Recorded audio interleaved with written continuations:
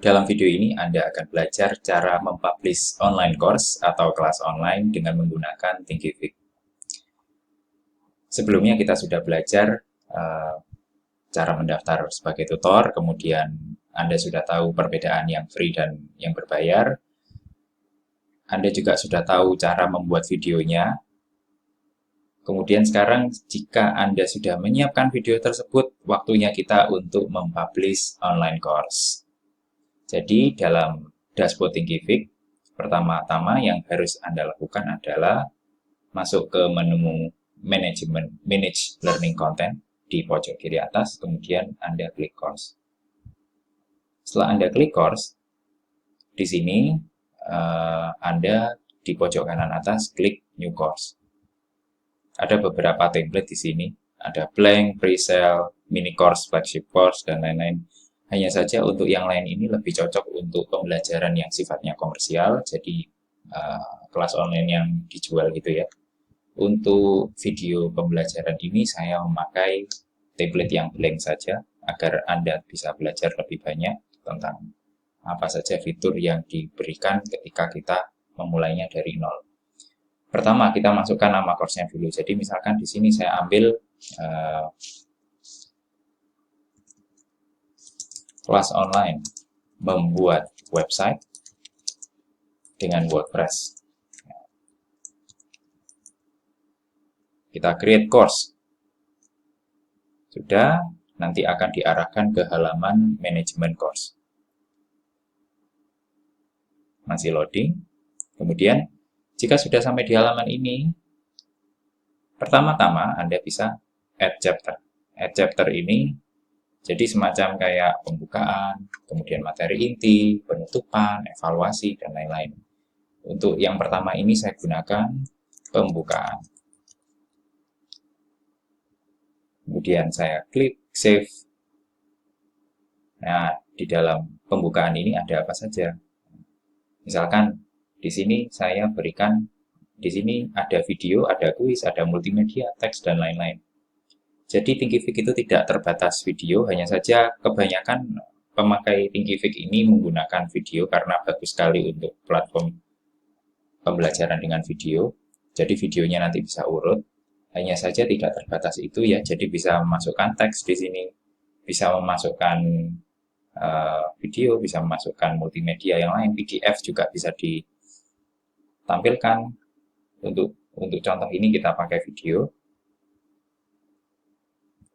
Kemudian kita tulis judulnya, jadi misal di pembukaan ini saya ketik apa itu WordPress. Kemudian kita pilih video yang sudah kita upload, atau kalau belum diupload juga bisa diupload secara langsung di sini. Kita upload. Ini bukan file video ya. Jadi kita cari video yang sudah kita rekam.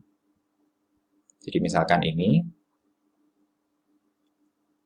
Kemudian kalau sudah, kita bisa juga tambahkan teks, bisa misalnya untuk keterangan. Jadi di video itu ada beberapa link yang mana peserta didik harus tahu. Misalkan untuk online course ini, untuk mengakses website WordPress, Anda bisa mengunjungi wordpress.org. Kemudian ini kita blok, kita bisa beri link.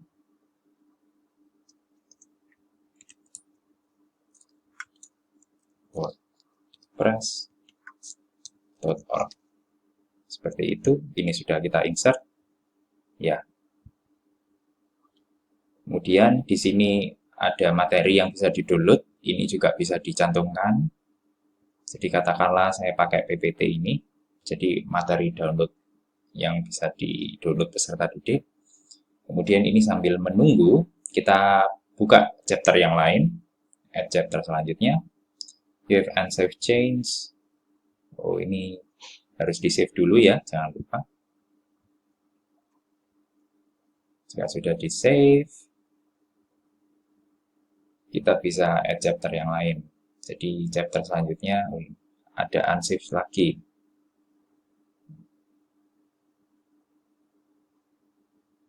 Oh, ada di pojok kanan bawah save-nya. Ada yang belum di save tadi. Successfully, ya sudah tidak ada tulisan merah tadi di sini ya. Saya geser lagi, add chapter, materi inti, kita klik save. Nah, nanti penyusunan kurikulum seperti ini sambil bisa jalan, jadi tidak harus merekam video dulu, terus habis itu baru mempublishnya. Jadi ini bisa sambil jalan ya. Misalkan ini untuk perencanaan saja kita gunakan. Oh, nanti ada materi video yang pertama nanti saya ingin mereka cara menggunakan atau cara membeli hosting untuk WordPress. Kita klik save. Di sini masih belum ada kontennya, but that's okay. Kita beralih ke video selanjutnya. Setelah membeli hosting, men-setup cPanel.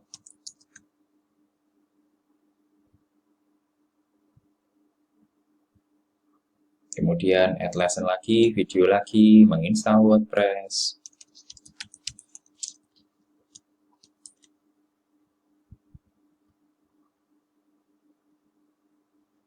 Kemudian memodifikasi WordPress. Tampilan WordPress. Katakanlah ini sudah cukup. Kemudian di bagian terakhir kita berikan evaluasi. Di sini kita add chapter. Evaluasi. Untuk yang free, ya. Saya perlu sampaikan bahwa di sini kita tidak bisa memberikan assignment. Ini kita harus upgrade untuk menjadi pro. Hanya bisa, kita sebagai free, hanya bisa memakai fitur quiz di sini. Jadi misalkan di sini adalah quiz pemahaman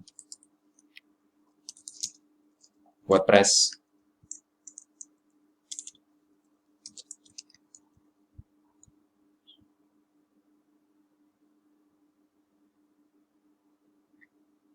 Kemudian di sini ada pilihannya.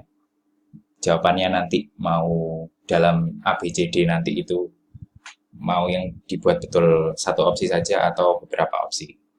Misalkan di sini apakah? Misalkan WordPress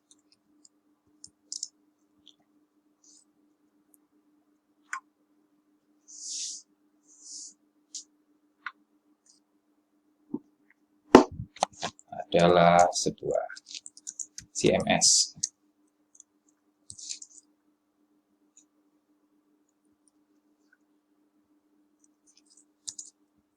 Apa saja CMS lain yang ada di internet. Kemudian nanti kita pakai opsi misalkan Blogspot itu juga merupakan CMS ya, Content Management System. Kemudian di sini misalkan kita awur Microsoft Word, kemudian App Choice, Microsoft Excel, App Choice lagi untuk di Microsoft PowerPoint. Jadi kalau kita preview,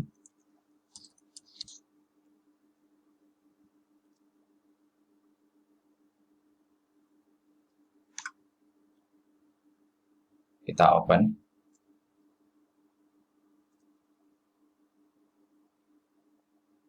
akan muncul seperti ini. Ini tadi video pembukaan yang kita sudah upload ya. Selamat. Seperti ini hasilnya. Kemudian di materi inti. Kemudian di sini evaluasinya belum saya save, jadi belum muncul. Kita save dulu.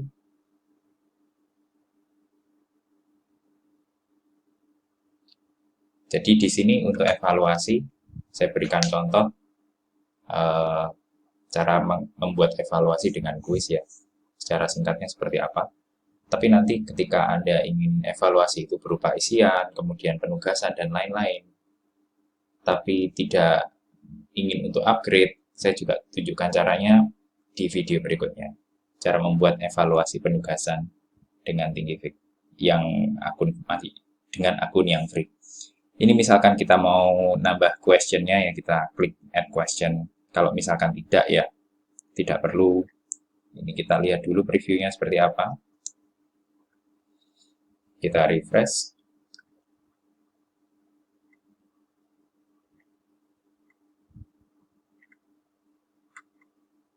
Oh ya, kita save. Ini draftnya kita hilangkan.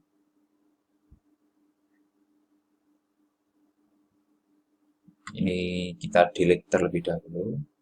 Jadi questionnya benar-benar cuma satu. Setelah sudah, kita preview.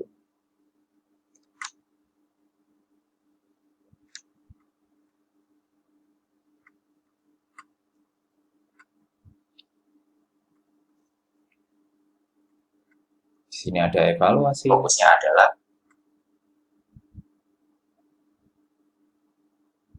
ini evaluasi kuis yang bisa dibuat dengan Thinkific. Jadi question one of one. Jadi nanti siswa juga bisa tracking sudah berapa soal sih yang sudah saya jawab. Misalkan saya pilih ini, jawabannya nanti ketahuan. Oh, jawaban saya betul. Misalkan saya pilih yang ini nanti ketahuan, oh jawaban saya salah. Jadi per soalnya itu bisa tahu jawabannya dulu, kemudian nanti setelah next akan muncul pertanyaan berikutnya. Seperti itu untuk Thinkific. Dan kita juga bisa tahu progres kita di sini. Oh, saya sudah 16% menyaksikan video pembelajaran yang ada di kelas online ini. Seperti itu. Jadi siswa juga tahu video mana saja yang sudah dilihat. Kalau sudah dilihat itu biasanya di sini ada apa namanya? Biasanya di atas ini itu ada progresnya sudah berapa persen dilihatnya. Seperti itu. Oke, itu saja untuk video kali ini. Semoga bermanfaat dan sampai jumpa di kelas dan sampai jumpa di video berikutnya. Terima kasih.